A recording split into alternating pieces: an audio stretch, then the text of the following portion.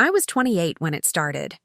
My name is Claire Matthews, and I believed in loyalty to my family, to my friends, to my partner.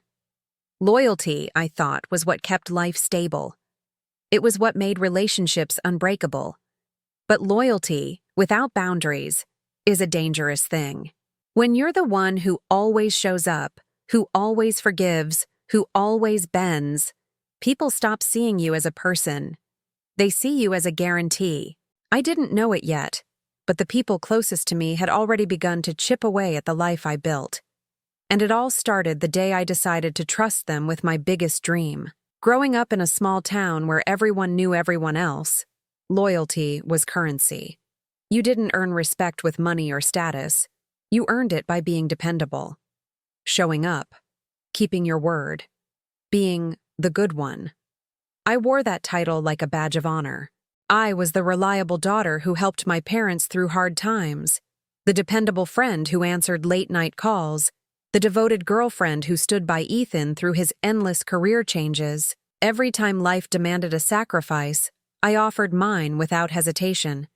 And every time I did, the people around me applauded until they needed something more. I had dreams, too. Quiet ones, kept in journals hidden under my bed, whispered to no one but the pages that wouldn't judge me. The dream of owning a bookstore wasn't new. It was the kind of dream that felt impractical, the kind people patted you on the back for having but never really believed you'd achieve, the kind that lingered quietly at the edges of my life, waiting for me to be brave enough to reach for it. When I finally gathered the courage to share it, it felt like handing over a piece of my soul. I didn't expect fanfare or cheers, but I did expect support. Instead, I got polite smiles, patronizing nods, and the kind of empty encouragement that left a hollow ache in my chest. "That's sweet," Ethan had said, his voice gentle, like he was speaking to a child. "Bookstores don't make money anymore," my sister said, her tone practical, dismissive. "Well, if anyone can make it work, it's you," Jenna had offered, the words sounding more like an obligation than genuine belief. But I clung to them, because when you've built your life around being loyal to everyone else, you convince yourself that they'll be loyal to you in return. You tell yourself that the love and support you've given will come back when you need it most. I poured myself into the bookstore plan with a kind of desperation that scared me.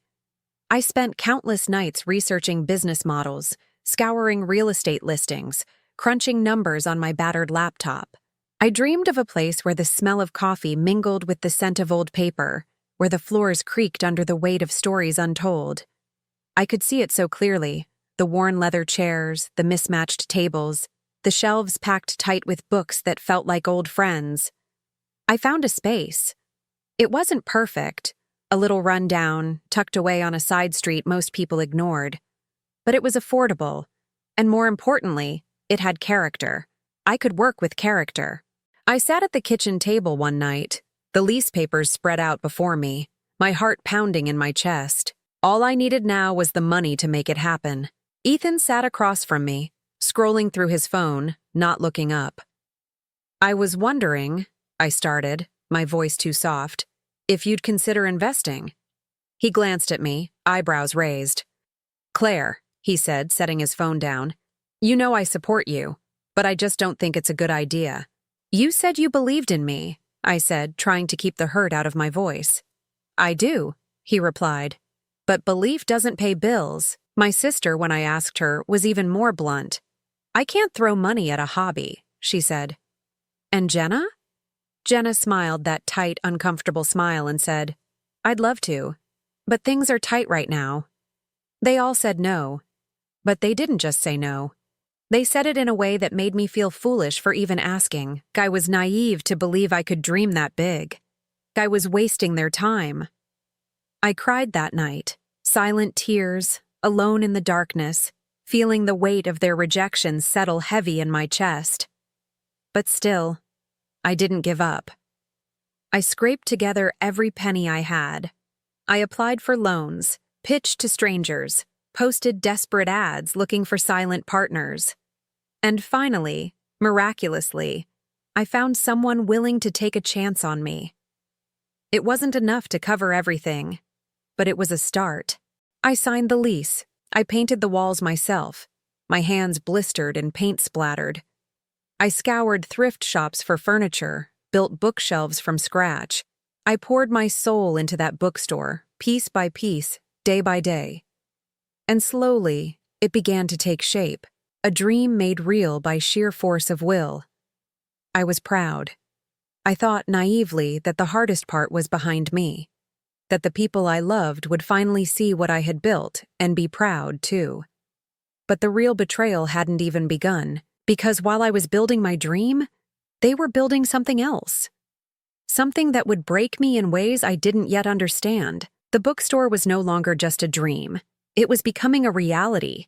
And with every brush stroke, every heavy box lifted, every late-night planning session, my heart expanded with cautious hope.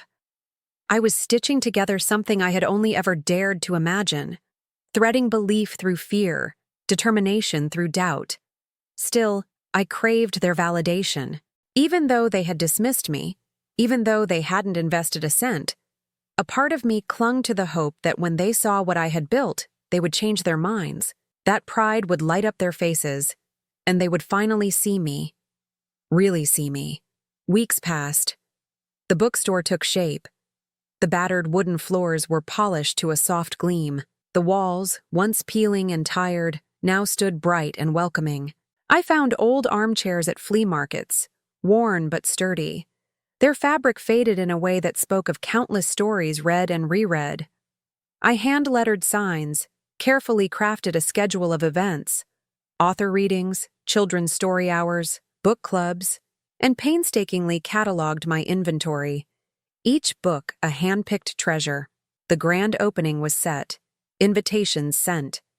I stood outside the door on that crisp autumn morning, heart hammering against my ribs.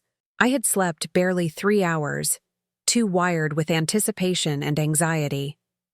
As the clock ticked closer to opening time, a small crowd gathered. I searched for familiar faces, and there they were. Ethan, standing stiffly in a navy jacket, scrolling on his phone. My sister, arms crossed, expression unreadable. Jenna, talking animatedly to someone I didn't recognize, laughter spilling from her lips. Despite everything, relief flooded me. They had come. Maybe they hadn't believed before, but maybe they would now. I took a deep breath, unlocked the door, and let the first customers step inside. The day was a blur. Smiles, handshakes, kind words. People wandered through the aisles, commenting on the cozy atmosphere, the careful selection of books, the inviting smell of fresh coffee brewing from the tiny cafe counter I had tucked in the back. I floated through the hours, exhaustion forgotten in the swell of pride. Near the end of the day, as the last few patrons lingered, I found a quiet moment to approach Ethan. "So?" I asked, heart in my throat. He looked around, shrugged. "It's nice," he said. Nice. The word hit harder than any insult could have. My sister chimed in. "You've really committed to this," she said, tone carefully neutral. "Thanks," I managed, the air thick with the weight of what wasn't being said. Jenna offered a smile that didn't quite reach her eyes. "It's a great start," she said. A start? I wanted to scream. Couldn't they see what I had done? Couldn't they see me? But I swallowed the hurt, swallowed the anger, smiled. Because that's what loyalty looked like, wasn't it? Being patient, being understanding, being the bigger person, even when it tore you apart. After the doors were locked and the lights dimmed, I sat alone on the worn leather couch in the corner, the one spot where the floor creaked in a familiar, comforting way. I let the silence settle over me, let the ache bloom in my chest, and I promised myself that it didn't matter. I had built something real, something mine. Their approval was a luxury, not a necessity. I could survive without it. But survival wasn't what life had in store for me. Not yet. Because loyalty, the very thing I held so dear, was about to become the blade pressed against my back. And the hand holding it would be one I never saw coming. In the weeks following the grand opening, business was slow but steady. Each day, a few more customers wandered in, Curious locals lured by the novelty of a new bookstore in town. Word of mouth started to spread, the kind of marketing you can't buy, built slowly on whispered recommendations and glowing reviews scrawled on community boards. I threw myself into the work. Inventory management, event planning, late-night bookkeeping sessions. I was learning more than any MBA program could have taught me, but I couldn't shake the feeling that something was wrong. It started small. Little things. Books disappearing without being logged. Cash register discrepancies that I chalked up to human error. Suppliers calling to ask about unpaid invoices I was sure I'd taken care of. At first, I blamed myself. I was new to this. Mistakes were bound to happen. I worked harder, stayed later, double-checked every detail. Still, the cracks widened. I confided in Jenna one afternoon as we sipped coffee at the back of the shop. "Maybe you're just overwhelmed," she said, stirring her cup. "Probably," I agreed, forcing a smile. But that night, as I went over the books again, a cold, creeping certainty settled in my bones. This wasn't just bad bookkeeping. Someone was taking from me. I didn't want to believe it. Who would do that? I thought of the small circle of people who had access to the register, to the back office where I kept the accounts. Mostly just Jenna and a part-time employee, a shy college kid named Mia. Mia was quiet, diligent, almost painfully honest. Jenna. I pushed the thought away. No, not Jenna. She was my best friend. She'd been by my side through heartbreaks, job losses, family drama. Would she? The next morning, I installed a small security camera above the register. I told myself it was for safety reasons, that it wasn't about suspicion. But deep down, I knew. A week later, I watched the footage, heart in my throat. And there it was, clear as day. Jenna, sliding a handful of bills into her purse when she thought no one was looking. Jenna, pocketing cash with the ease of someone who had done it before. I stared at the screen, disbelief and betrayal warring in my chest. It didn't make sense. Why would she do this? Why risk our friendship, her integrity for… what? A few $100s? I spent the night pacing my tiny apartment, rehearsing conversations in my head. Should I confront her? Call the police? Was there some explanation I was missing? When I finally slept, it was fitful, filled with dreams of betrayal and whispered lies. The next day, I waited until closing time. Jenna lingered, wiping down the cafe counter with practiced efficiency. "We need to talk," I said. She looked up, smiled, that same easy smile that had once been a comfort. "Sure, what's up?" I hesitated, the words choking me. "I saw the footage," I said finally. Her smile faltered. Second, just a second, her face hardened. Then she laughed. "Claire, come on, you're not serious." I said nothing, just watched as the denial crumbled, as her shoulders sagged. "It's not what you think," she said. "Then explain it to me." She looked away. "I was going to pay it back." "How much, Jenna?" Silence. "How much have you taken?" More silence. I felt something inside me break. "I trusted you," I whispered. "I needed the money," she said, voice low. "Things have been hard." "You could have asked." She laughed again, bitter this time. "And what? Be another burden? You're already carrying everyone else." I opened my mouth, closed it. There were no words. "I'll pay it back," she said. "You're fired," I replied. Her eyes widened. "Claire, leave." She stood there for a long moment. Then, without another word, she grabbed her bag and walked out.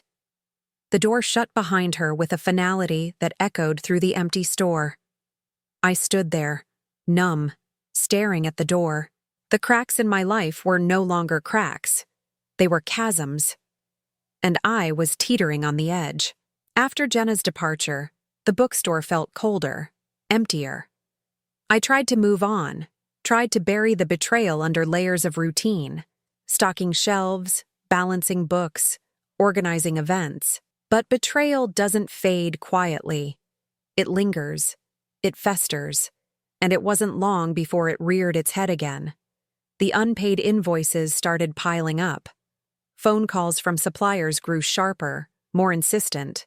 I reviewed every ledger, every receipt, and there it was. Order after order placed under my name, deliveries I had never authorized, expenses that didn't make sense. At first, I thought it was Jenna's doing, one last jab before she left. But the dates didn't add up. The orders had continued long after she was gone, which left only one possibility. Someone still close. Ethan. The realization hit like a punch to the gut. No. I dismissed it at first. Ethan wasn't even involved in the store's operations, but the evidence was there, hidden in the financial statements he'd helped me set up. When we moved in together, he'd insisted on helping with the paperwork. "You're busy enough," he'd said, smiling, sliding his arm around me. I thought it was love. It was control. I sat on the floor of our apartment, papers strewn around me, nausea coiling in my stomach. The same name appeared again and again on the charges. A shell company registered under Ethan's address. Thousands of dollars funneled away. My stomach turned as I realized the scale of it. This wasn't about a few $100s. It was tens of thousands. Money I had saved for expansions, for repairs, for emergencies. Gone. When Ethan got home that night, he was smiling, whistling a tune. I waited until he set down his keys. "We need to talk," I said. He looked at me, the smile fading. I held up the papers. "Explain this." His eyes flickered just for a moment. Then he shrugged. "You're being dramatic." "Am I?" He ran a hand through his hair, a gesture I had once found endearing. Now it made my skin crawl. "Look, Claire, I needed the money. Things have been tight. The job, it's not working out. So you stole from me?" He winced. "It's not stealing. We're a team. Your money is my money." "No, Ethan, my trust was your currency." He scoffed. "Don't be so self-righteous. I was going to pay it back." "With what? Lies?" He stepped closer, voice low, dangerous. "Careful, Claire. You don't want to throw away everything we've built over a few misunderstandings." "Everything I built," I said, each word a blade. He stared at me, something cold and calculating in his eyes. "You're not going to the police." It wasn't a question. "Watch me," I said.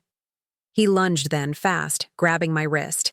I yanked free, heart hammering in my chest. "Get out," I said, voice shaking. He didn't move. I grabbed my phone, thumb hovering over the emergency dial. Ethan glared at me, jaw tight. Then he turned, grabbed his keys, and slammed the door behind him. I stood there, trembling, the silence pressing down like a weight. Everything I had built, everything I had trusted, was crumbling. The people I thought I could depend on had shown me their true faces, and for the first time in my life I realized that loyalty, blind, unconditional loyalty, wasn't a virtue. It was a vulnerability, and I was done being vulnerable. The apartment was quiet after Ethan left. Too quiet. I sat in the middle of the chaos, papers scattered like casualties around me, and let the reality settle in. He was gone. Jenna was gone. Everything I thought I could count on had crumbled. I could have stayed there, wallowing in self-pity. I could have let their betrayal define me. But instead, I got up. First thing the next morning, I closed the joint bank account Ethan and I had shared. It wasn't much, but it was mine now. I changed the locks on the apartment and the store, filed a police report detailing Ethan's theft, canceled every supplier order and renegotiated every outstanding bill. Some I could salvage, others would take months to untangle. I also hired an accountant, a real one, and paid her more than I could afford to audit everything from the last year. She was kind, thorough, and her sharp eyes caught things I would have missed. It was worse than I thought. Ethan hadn't just siphoned money. He'd racked up debts, credit cards, payday loans, in my name. Jenna hadn't just stolen cash. She'd been padding invoices, pocketing the difference. My financial future, the dream I'd built brick by brick, was a ruin. But it wasn't a total loss. My bookstore was still standing. I wasn't ready to give it up. Not yet. Word of the betrayals spread quickly in our small town. At first, I was mortified. But then something unexpected happened. Customers came in, more than ever before. They bought books, left generous tips at the cafe counter, asked how I was doing. They didn't pity me. They respected me. Because I hadn't crumbled. I hadn't run. I was still standing. I started to rebuild. Slowly. Painfully. I hosted events. Book signings, poetry readings, kids' story hours.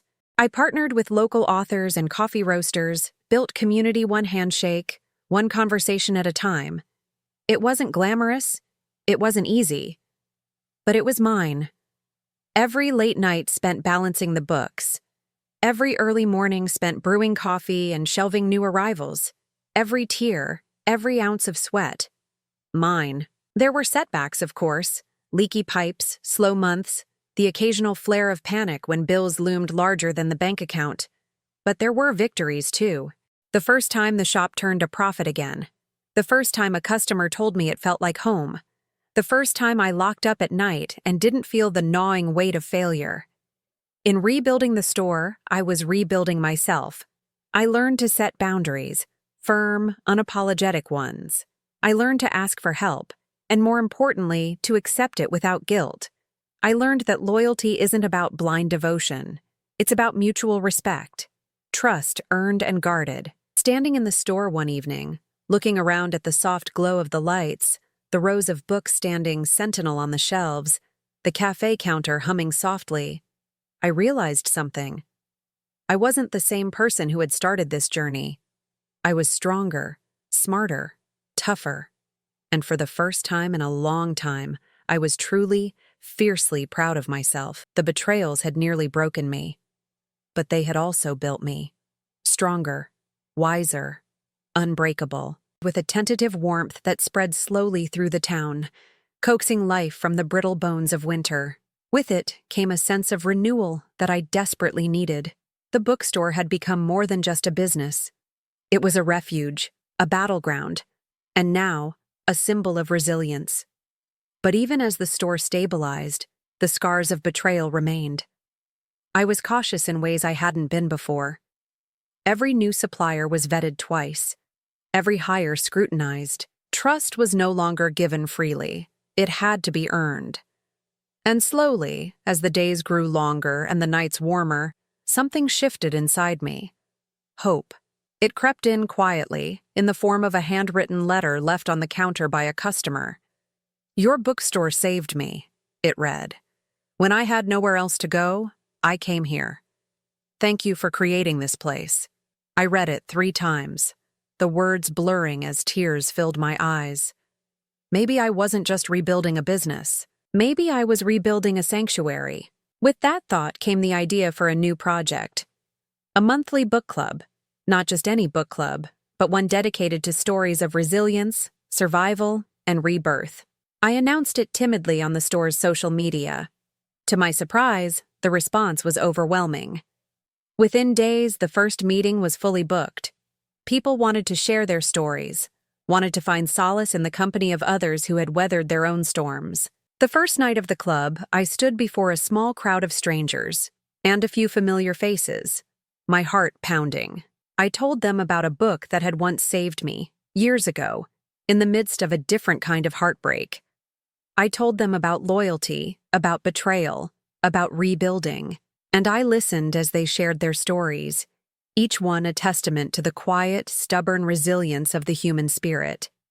The bookstore wasn't just mine anymore. It was ours. A few weeks later, I found myself standing outside a new coffee shop across town, nervously adjusting the strap of my bag. The owner, a woman named Lila, had reached out after hearing about the book club. She wanted to collaborate, host author talks, cross-promote events. As we talked over cups of dark, rich coffee, I felt a flicker of something I hadn't dared to feel in a long time. Possibility. Lila was sharp, funny, and fiercely independent. She understood what it meant to build something from nothing. And more importantly, She believed in partnerships built on mutual respect. We sketched out ideas on napkins, laughed over shared war stories of entrepreneurship, and by the time I left, we had the beginnings of a plan. For the first time in months, I didn't feel alone. Rebuilding wasn't just about fixing what was broken. It was about building something better, stronger, wiser. As I locked up the bookstore that night, I lingered for a moment, hand resting on the door. The lights inside glowed softly, casting long shadows across the rows of books. The air smelled of coffee and ink and wood, the scent of dreams rebuilt. I smiled, a real smile, full of something fragile and fierce, hope. The weeks following my meeting with Lila were a blur of activity and quiet triumphs. Our collaboration blossomed quickly. Author talks, joint events, literary nights at the bookstore with coffee and conversation flowing as easily as the stories we celebrated. It was everything I had dreamed of. A community built on trust, mutual respect, and a shared love for the written word. For the first time in what felt like forever, I was truly content. But contentment has a way of drawing out the ghosts of the past.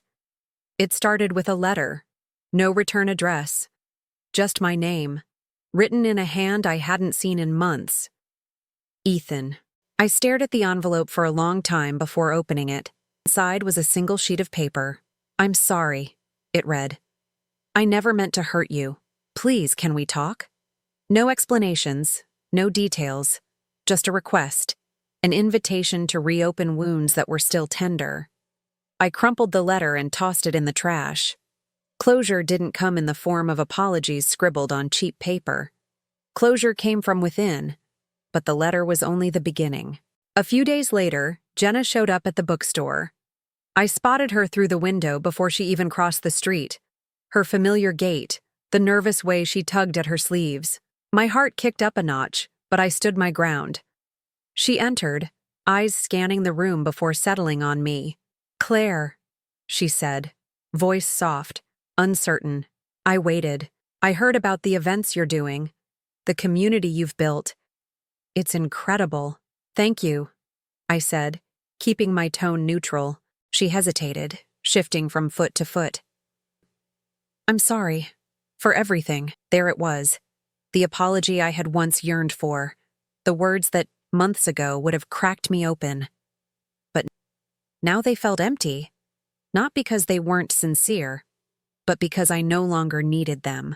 I had built my closure. I had bled for it, fought for it, earned it. "I forgive you," I said. And I meant it. But I didn't invite her to stay. I didn't invite her back into my life.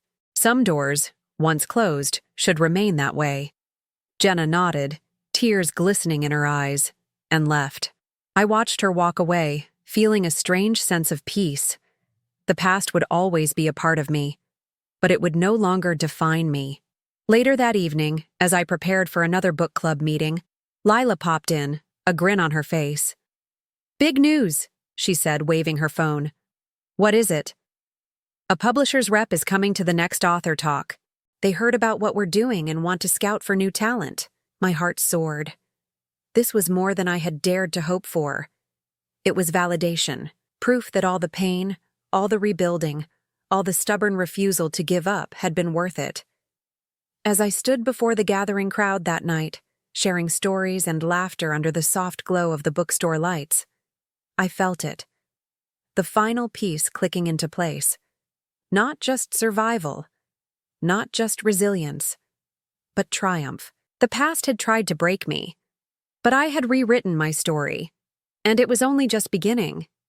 The announcement of the publisher's visit lit a fire under everyone involved. There was a buzz around the bookstore that hadn't existed before, hum of possibilities and anticipation. Lila and I threw ourselves into preparations, transforming the already cozy space into something even more inviting. We rearranged the seating to create a small stage area. String lights were woven between the shelves, casting a warm, magical glow over the rows of books. Local artists offered to display their work, adding splashes of color and creativity to the space. The night of the author talk arrived, and with it, the publisher's rep, a sharp-eyed woman named Diane who exuded a quiet confidence. She moved through the bookstore with an air of professional curiosity, nodding appreciatively at the setup, the crowd, the energy. The event was a resounding success. Authors spoke passionately, readers listened intently, and the sense of community was palpable.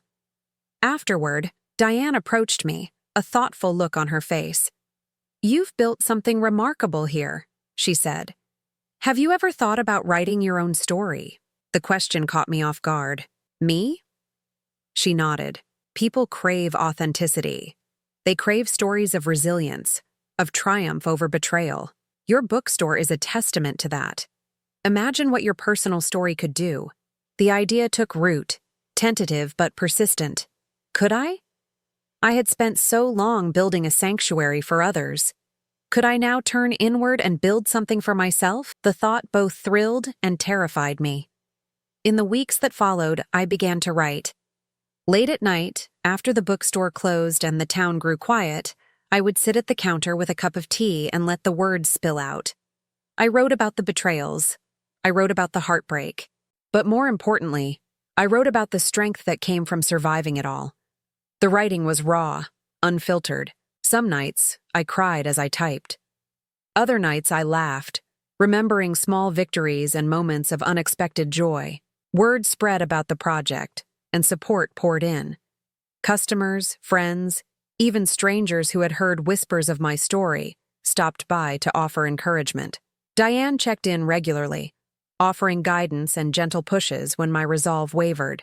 And Lila, dear, steadfast Lila, was my anchor, always ready with a pep talk or a reality check when I needed it. The manuscript took shape, slowly but surely. Each chapter was a piece of my heart, laid bare for the world to see. And with each word, each sentence, I felt freer. I was no longer just rebuilding a business. I was rebuilding myself, brick by brick, word by word. By the time I typed the final sentence, dawn was breaking, casting a soft, golden light through the bookstore windows. I sat back, exhausted, but exhilarated. I had done it. I had turned my pain into power. And as I looked around the bookstore, my sanctuary, my triumph, I realized something. The betrayals, the heartbreaks, the losses, they hadn't defeated me. They had forged me. Stronger, wiser, unbreakable.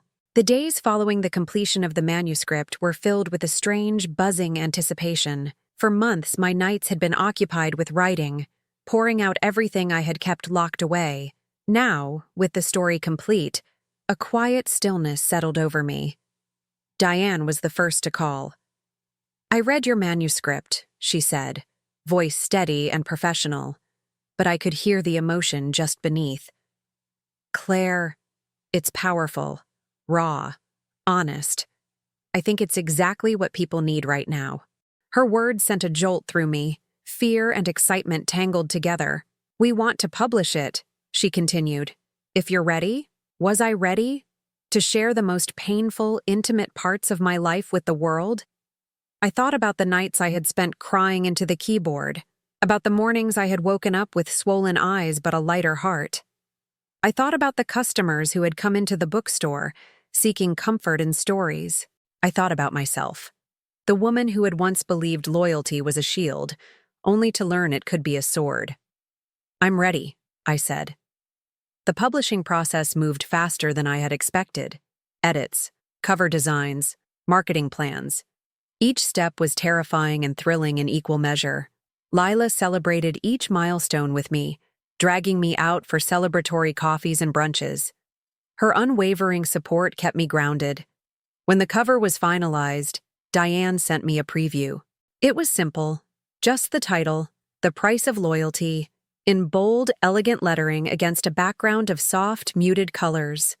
A single broken chain dangled in the center, delicate and symbolic. It was perfect. The launch date was set, and word spread quickly. Local news outlets picked up the story. Local bookstore owner turns personal betrayal into literary triumph. Customers, old and new, came by to pre-order copies. The night of the launch party, The bookstore was packed. Friends, neighbors, even people I hadn't seen in years filled the aisles, their faces glowing with pride and excitement.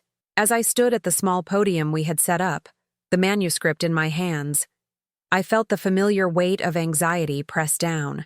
But then I looked out over the crowd and saw Lila's encouraging smile.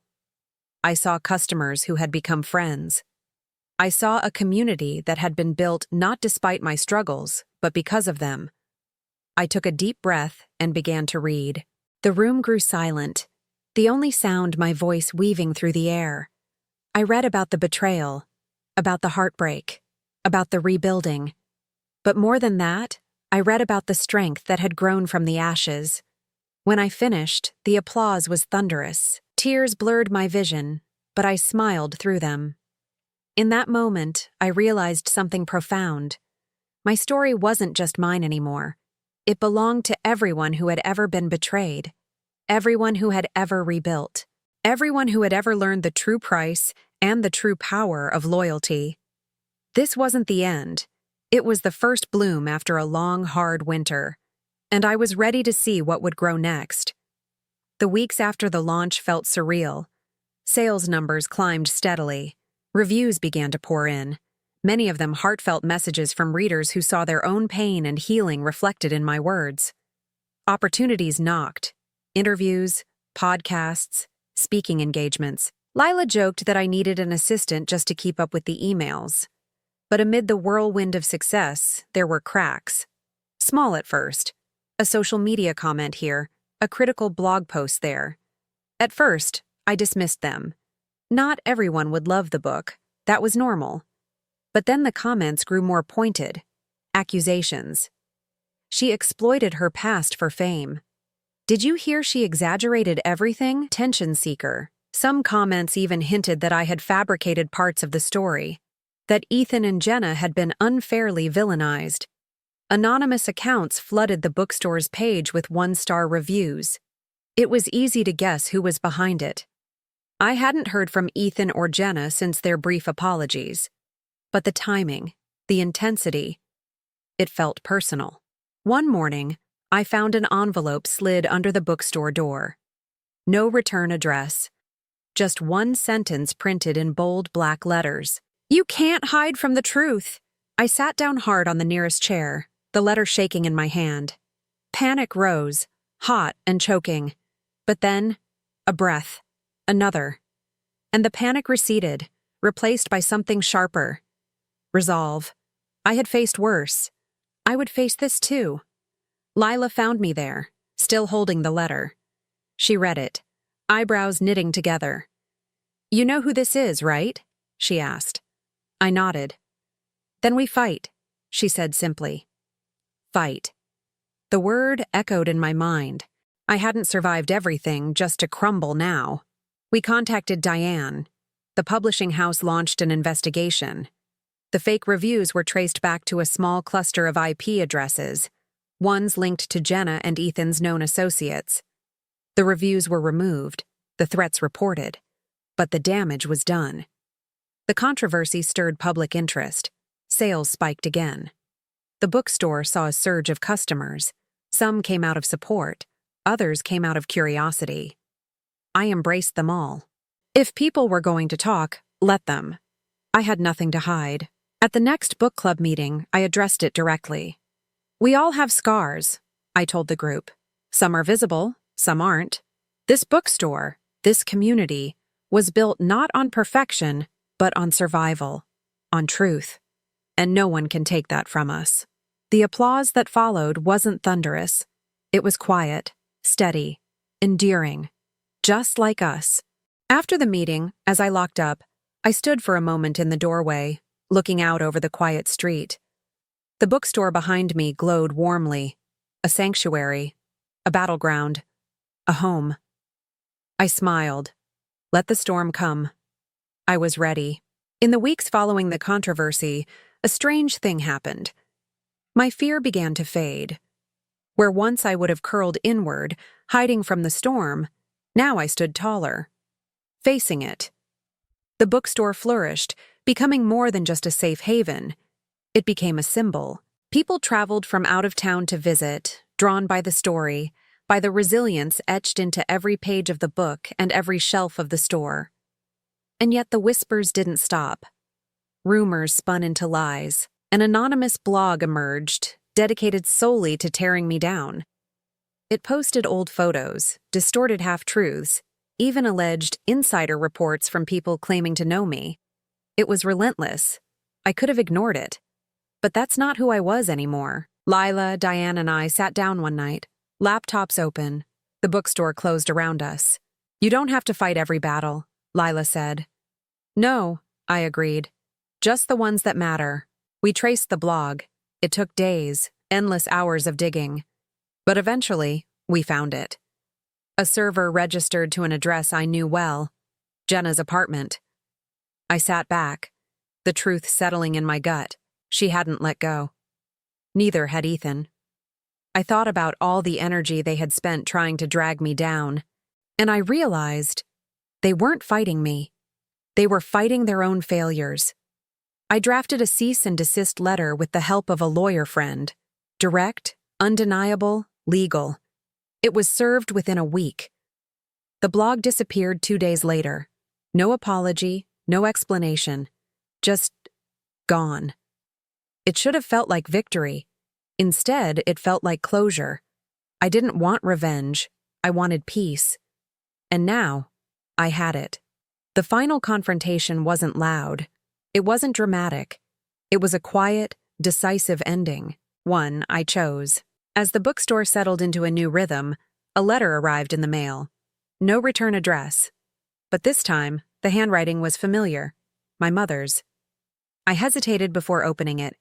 Inside was a short note. "We're proud of you." No signature, no apology. Just those 4 words. For a long moment, I just stared at the letter. Pride. It wasn't enough, but it was something. I folded the letter, tucked it into a drawer. The past was behind me now. Ahead, the future waited. Wide open. I stepped out of the bookstore, the crisp air filling my lungs. Across the street, the sun dipped low, casting the town in a golden glow. I had survived the storm.